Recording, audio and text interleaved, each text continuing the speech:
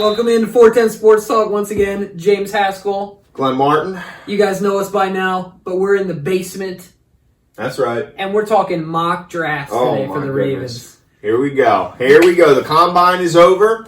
We got a lot more clarity on some players, and we had certainly a lot more mock drafts. As you know, pretty much everyone does a mock draft. Every pundit, every quote-unquote expert, ex-player. Not only do they just do one, most of them do about 20 throughout the off-season process. So now that the combine's over, it certainly gained some more clarity and also some more guesses and predictions as what team or what players are linked to the Ravens. So we're going to go over some of that. But before we do, I want to get your opinion because I think the fans are kind of divided on this, as they are most years, is where do we attack with our first pick? Because as we know, that first overall pick is considered to be a guy that you can plug and play. He's going to be a day one starter. And you hope to have a guy who's going to be on your team for a decade and go to multiple Pro Bowls when you're taking a guy in the first round. Even though we're going to be taking him in the later part of the first round, pick at 28. That's what we're set to pick. But you never know. You never know. You never do know. Eric DaCosta is really aggressive. Yes, much more aggressive than Ozzie Newsome was, but we also know he does value his picks. So it'll be interesting to see. So I want to ask you, Jimbo. Yep.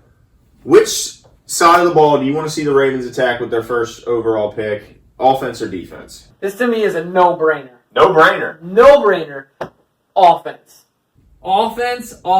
So it's a no-brainer. No-brainer. That the number one offensive offense in the league. The number one offensive offense, yes. Yes, needs to add more offense. Okay, tell me why. Because sometimes it's about taking your strengths and magnifying them. It's not about bringing your weaknesses up so they're like average, but it's about taking what you're really good at and saying, we're going to be even better at it. Because it can take less to make that thing that you're already the best at even more better. So the impact can be that much more. So not just offense, I think we need to go interior offensive line. Based on the fact that if we stay at our position, we're drafting late in the first round. I really think that if we went after a edge rusher or maybe even an inside linebacker or some of these other guys on defense that we think are going to be out there, even like wide receivers and stuff like that, the good ones are going to be gone. It just is what it is. And so if we get someone there, it could be because maybe we're reaching. Okay. Or, of course, we've traded or swapped our picks. But if we're staying at 28, I don't think that we're going to be able to get a top-tier guy at any of those positions that we need. Okay. I think that we are going to be able to get the best, at least top 3 best interior offensive linemen right at 28, based on the time when they go. Yeah. So to me, I think it's a no-brainer based on where we're at and our need. Our offensive line, aside from Yonda on the interior, so the center and the 2 guards, they got worked in that Tennessee game. And we don't know if Yonda's coming back. Right, and we cannot have another undrafted guy that you're trying to sell me on, Baltimore Ravens. Like Pat McCarry? No more of it, all right? Don't sell me on Pat McCarry and Skura. We need a big boy up front. Just remember, Jensen was an undrafted guy. Yeah, but Jensen was a lot bigger than both of them. He was a lot meaner and crazier as well, and a lot redder. He was like 4'8", a whole zebra. Yeah, he's a big guy. But, okay, so you're saying offense no-brainer, no doubt. Yes, now what about you? Here's what I'm going to say. I think you have to go defense, and here's why. We have shown that the secondary is obviously our strength on the defensive side of the ball. But I think we can all agree that this was maybe the weakest front seven we've seen out of a Ravens team in quite some time. Yeah. I mean, our linebacking core is not a Ravens linebacker core that we're used to seeing. Just behind? We're used to seeing dominance at the linebacker position. And as well as Bynes did when we brought him in, as kind of stopping the leaks, he had physical limitations. The guy's not fast enough to cover sideline to sideline. And we saw the Ravens get ran on more this year than I can remember ever, in years past. Now, granted, for pretty much our whole existence, we had a guy named Ray Lewis man in that attack, and that helps. But so we're not going to find another Ray Lewis. But then after that, we've had C.J. Mosley, who was pretty darn close. I mean, he's Pro Bowler. He's a great player. But after we let C.J. go, we just didn't. We thought we may have had some replacements with Anwasser and with Kenny Young. We thought we had guys, but really we had speed, and that's not a whole lot else. We didn't have a lot of instinct. We didn't have guys that could take on and shed blockers. So yeah, they might have had speed, but they didn't have the communication skills. There was a lot of things that they didn't bring to the table. So I think you need that leader. I think you need to have. It's ideal to have your communication guy be your middle linebacker because he's the closest to the back end and the front end of the defense. We couldn't even do that because we didn't have a guy that we had confidence. We had to bring Chuck Clark in to do the bench. Yeah, so and he did great. He did great. Yeah, I agree. But you want your guy, usually your communicator, to be the middle. Well, let me rebut your comment really quickly here. So of course you talked about the legendary defenses we've had and stuff like that. Sometimes people forget though our second Super Bowl. If I'm not mistaken, our defense was hardly in the first half, in the top half of the league, in the second half of the season. Yeah. Now Ray was out for a lot, but at that point it wasn't like Ray was more of a spiritual leader and an emotional leader than he was a physical guy. What made the difference in that year? Obviously Joe went on an incredible run. Yeah. But what shored it up was McKinley got his weight in left check. Tackle. So that was huge. Yeah. Offensive line guy. I'm not saying that we have. He wasn't the only. Caldwell taking over play calling was huge too. Was a pretty big deal. But when McKinley shored up that blind side for Joe, a lot of things started to fall into place. It helped. So I just feel like with the way that, because if we had the best offensive line in the NFL, undisputed, and nothing but that and Lamar Jackson, we will be in every single game because of Lamar's skills. Well, we'll at least be competing. So you're saying interior. So let me ask you this: if say Yonda comes back, say Skura comes back. Ugh, no. You don't want Skura? No. I mean, I get, but Skura. No. The Skura was pretty good. How many times wasn't it you that said he would end up on his belly button looking the other way? All right, that's fair, but you can find interior guard. You can find interior linemen later in the draft. Can you find a plug-and-play middle linebacker who's going to be a day one starter and possible 10-year player on the second day or third day? So you feel confident that you can find... We find... you mentioned it. Yeah. How many undrafted centers have we had? Yeah. But Skura, Makari, Jensen, all our last three. But only 1 out of 3... Skura turned out to be a pretty good player. Yes, but I think he would have been based on his size. I think his physical limitations is what I'm referring to. He did have physical limitations. Based on his lack of size, yeah, he would have been pushed around by that interior defensive line as well. Well, let's just get into some of these new mocks then. Absolutely, because I'm gonna tell you exactly who it is that we need to get. All right, you tell me the offensive guys, and I'll tell you some defensive guys. All right, you want me to start off? Well, let me kick it off. All right, kick it off. Kick it off. Now, we mentioned a couple of these guys. We mentioned a couple of these guys in previous shows, but since the combine's over, there's been some new names, and we also have some hard numbers as to what these guys bring to the table. They're 40 times their strength. So let me just go over a couple guys we already touched on. So the big guy that's being linked to the Ravens right now is LSU linebacker Patrick Queen. But let me just point out, the Ravens have never drafted an LSU player. I know that. How crazy is that? It seems unbelievable. They're good every year. Well, that's because Ozzie hates LSU. Because he's an Alabama guy. Yes. Well, Ozzie's no longer making that final call, so let's see what happens. Yeah. But Alabama's pretty good too, so Ozzie don't, I'm not mad about that. But Patrick Queen, 6'1", 225. He had 85 tackles, 12 tackles for loss, 3 sacks, and a pick for the national champion LSU Tigers. Who were not known for their defense, though.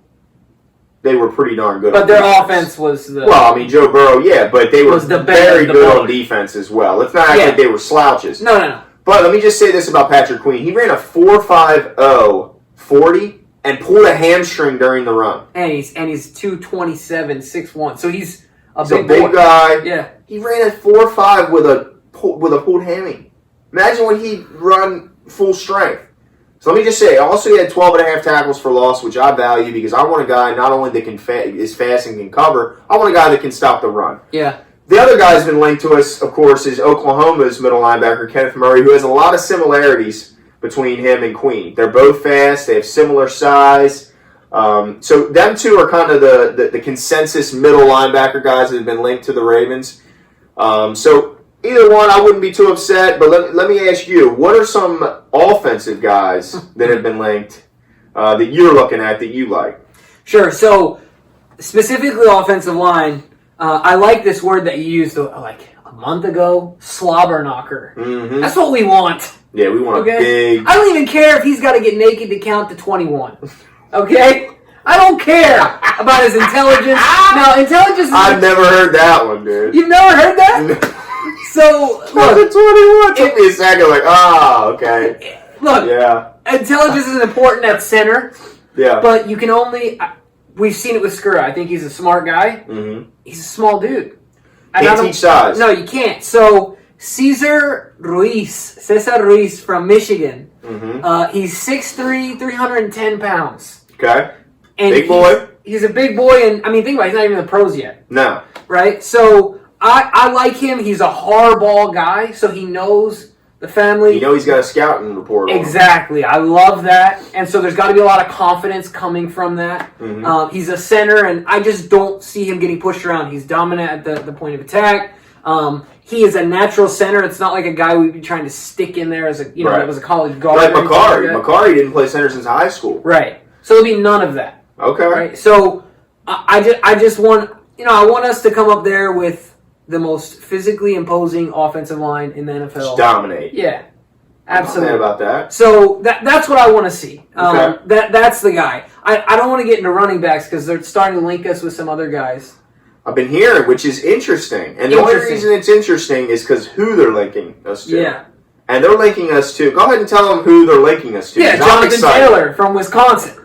The guy's a beast. He's a beast, but I think that it would be rich for us to go at first... to give up our first-round pick for him. Well, let me ask you this. You just mentioned in your first little rant, when you opened, is to build on your strengths. Yep. No, you're right. Okay. But I've told you this before. I said this at the beginning of the season. Here we go. Zach Moss, I'm telling you. I thought you were talking about No. Zach Moss coming out of Utah. Of course, I went to University of Utah, so there's some bias that I have there. But biased. Look up the kid's stats. He's biased. He was their bell cow. He could catch it. He could run it. He's big. He's physical. He ran a 40. I just read an article the other day that the day before the combine, they told him and his team that the times had flipped of all the things that he was going to do. Mm-hmm. So he thought he was running first, right? It had been more than 24 hours or something like that he had slept, that hadn't slept. And he ran like a 4.5 something. I mean, he was not prepared physically. And the dude still did really well at the combine. Where could they get him? So I think they can get him in 3-4, maybe 2, depending on the momentum or when you start seeing that run on running backs. But I think 3-4 is fair, and that's a way better value pick to me, my opinion. So that's what I want us to see go running back. Okay. If we add to those strengths, like I said at the beginning. But not number 1. Okay. All right. Yeah. I mean, Jonathan Taylor could be special, though. He could. That guy. Man. He could. I mean, he's incredible. He's the fastest running back in the draft. Yep. And he's the most accomplished running back in the draft. So really, he checks every box. But you're right. We do already have a lot of talent there. So I wouldn't be mad if they go in a different direction. I just was excited when I saw the link. So let me go over another linebacker. Now, this is going to be an edge guy. Let's see here. Well, more of a weak side linebacker. Not necessarily an edge guy, but definitely a guy that has serious pass rush. Okay, no, they do have him. Okay, they do have him as an edge guy. Okay, cool.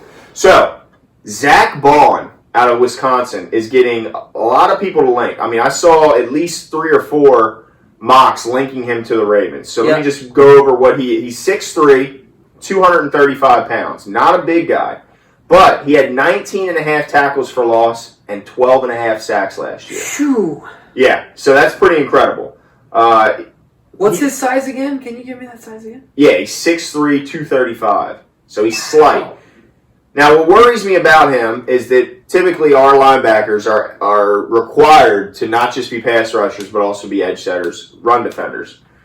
So that kind of worries me, but the good thing is he answered the worries with his bench reps. He did 24 reps of 225 pounds.